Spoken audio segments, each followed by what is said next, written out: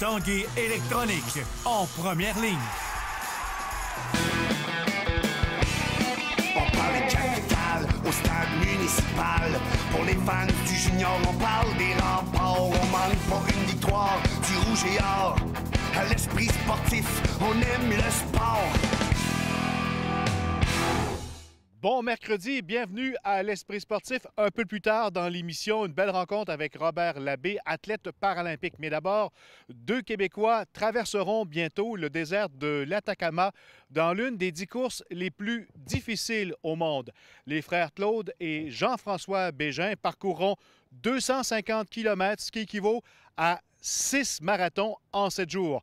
Nous les avons rencontrés avant le départ pour le Chili.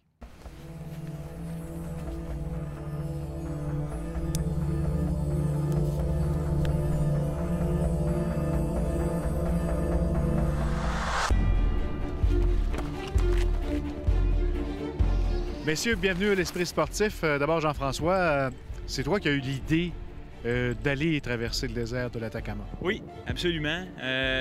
L'idée a germé dans mon esprit en 2013, après avoir vu un reportage à la télévision qui portait sur un Canadien qui faisait les 4 courses dans la même année. Puis au Sahara, il y a une équipe qui le suivait dans le cadre d'un documentaire. Alors j'ai été rivé sur la télé, j'ai regardé ça, ça m'a parlé, je suis allé voir les références dans le générique du reportage. Et puis de là, ça a été, j'ai pris l'appel, j'ai pris le téléphone, j'ai appelé Claude, j'ai dit écoute, il y a de quoi de capoté qui se passe là.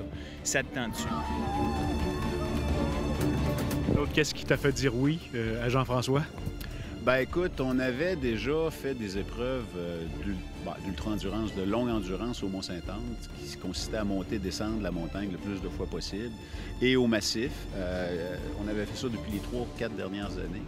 Et ça cumulait entre 96 et 65 km en distance. Puis on avait du dénivelé positif quand même important, de 5000 mètres jusqu'à 7500 mètres. Et on faisait ça une fois par année.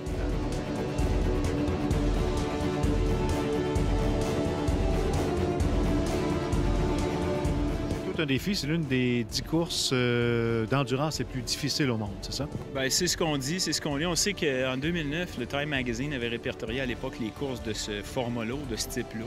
Puis l'Atacama était dans les plus difficiles, là, dans le top 3.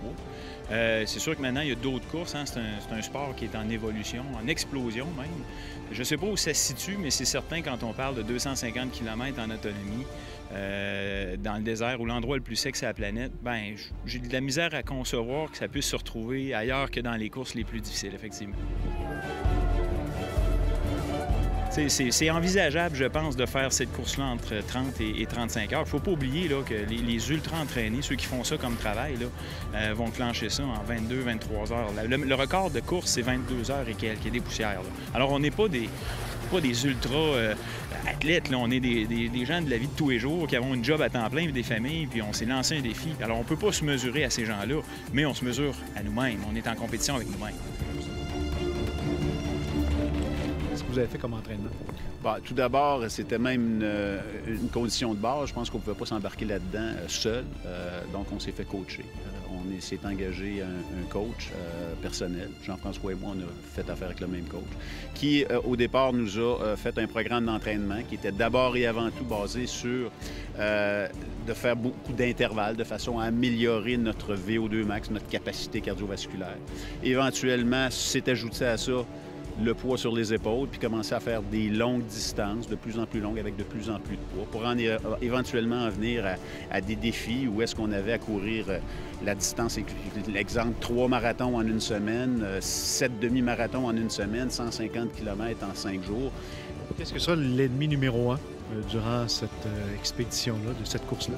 Définitivement l'altitude, parce que c'est une course qui le départ est à 3300 mètres et l'arrivée aux alentours de 2200 mètres. Ce qui fait que c'est la portion qu'on n'a pas été capable de pratiquer, c'est-à-dire qu'on s'est pratiqué dans le sable, on s'est pratiqué dans le froid, on s'est pratiqué dans l'eau, mais l'altitude, on l'a pas fait. Donc, on va arriver quelques jours avant pour acclimater notre corps à l'altitude. Le sac à dos, effectivement, va peser autour de 18 livres. Puis dans le sac à dos, on y retrouve les 35 items obligatoires que la course ou les organisateurs de la course nous imposent. Alors, ça va d'équipement de sécurité à sac de couchage, vêtements de rechange, etc. Il y a un minimum qu'on doit avoir dans le sac. y compris le nombre de calories minimales, qui est de 14 000 calories pour la semaine. Alors, ça implique qu'on traîne notre nourriture également pour les séjours. Il n'y a pas de ravitaillement de nourriture. Il y a du ravitaillement d'eau aux 10, 12, 14 km, tout dépendant de la topographie. Alors, en réalité, l'eau, c'est la seule chose avec les tentes puis les réchauds ou le feu qu'on nous fournit. Alors... Vous le faites pour une bonne cause également. Oui, effectivement. Ça fait plusieurs années qu'on est associé à la fibrose kystique. On amasse des fonds pour cette cause-là depuis 2011-2010. Bien, il y a le site Internet de Fibrose Kystique Québec où il y a un lien événement. Et notre événement, Traversée de l'Atacama, en est un parmi un certain nombre. Il suffit de laisser défiler le menu, puis vous trouvez à un moment donné la traversée de l'Atacama avec une photo du désert. On vous souhaite bonne chance. Le départ, c'est quand? Le 5 octobre, départ de la course jusqu'au 11 octobre prochain. C'est bon succès. Merci beaucoup. Merci beaucoup. Après la pause, on parle de paracyclisme. On revient dans 3 minutes 30.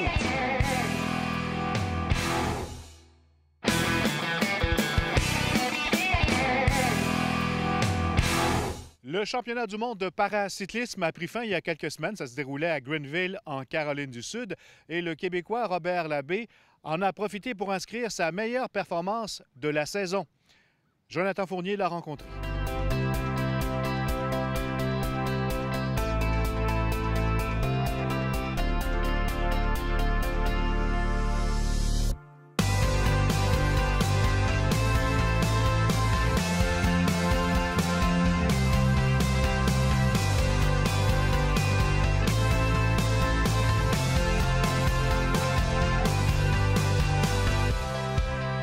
Robert Labbé, athlète paralympique, la saison 2014 s'est bien portée? Oui, ça a bien été. Comme dans toute course, il y a des hauts et des bas, mais disons que j'ai rempli mes objectifs là, pour la dernière saison qu'on vient de passer. On va reculer de tout près de 2 ans. Vous avez vécu vos premiers Jeux paralympiques à Londres, une expérience là, dont on se souviendra toute notre vie. Ah oui, c'est sûr que je vais emmener ça en terre, ça c'est sûr et certain. C'est des choses que je n'oublierai jamais. Au tout début de l'été, au circuit Gilles Villeneuve, première course de l'année, ça a bien été. Oui, ça a bien été. On était quand même beaucoup de paracyclistes cette année. J'ai remporté l'or au contre-la-montre. Ça a très bien été. Puis j'ai fait. C'est là qu'on réalise. Faut atteindre nos standards pour l'année. Fait que j'ai réussi mes standards avec une bonne moyenne là, cette année. Fait que j'ai remporté l'or au défi sport. Championnat canadien à Lac-Mégantic cette année, est-ce qu'on se sentait un petit peu plus chez nous? Oui, c'est sûr qu'on aime ça quand les compétitions sont proches de chez nous, fait qu'on a moins de voyagements à faire. Fait que oui, ça a bien été. Là, je suis double champion canadien du contre-la-montre et de la course sur route. J'ai eu des beaux Canadiens cette année. Là. Vous avez complété la saison avec le championnat du monde, là aussi, de belles performances pour terminer l'été?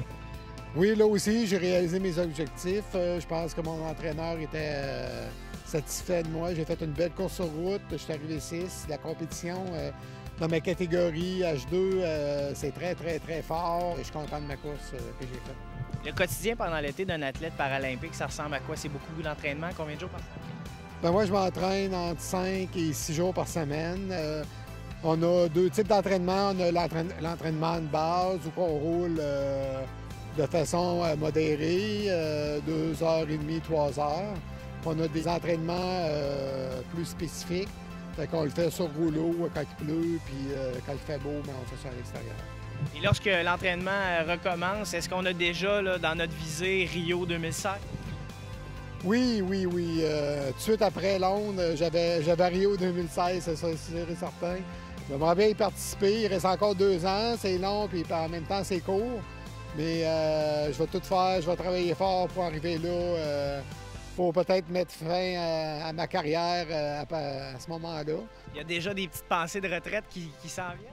Oui, c'est sûr. À un moment donné, toute bonne chose a une fin. Là, à un moment donné, on va laisser la place à d'autres. Robert Labbé, merci beaucoup. Ça m'a fait plaisir.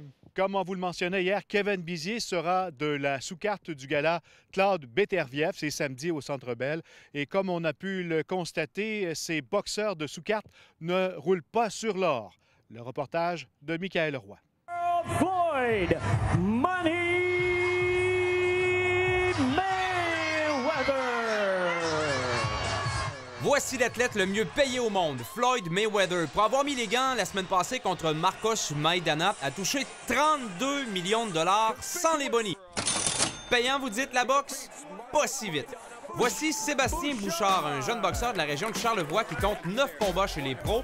Sébastien s'entraîne le soir et les week-ends parce qu'il opère présentement une petite compagnie dans le domaine de la construction. La boxe, pour lui en ce moment, c'est une passion qui rapporte pas beaucoup. Vraiment pas beaucoup. Mettons, pour un 6 rounds, là, on parle peut-être de 3 000.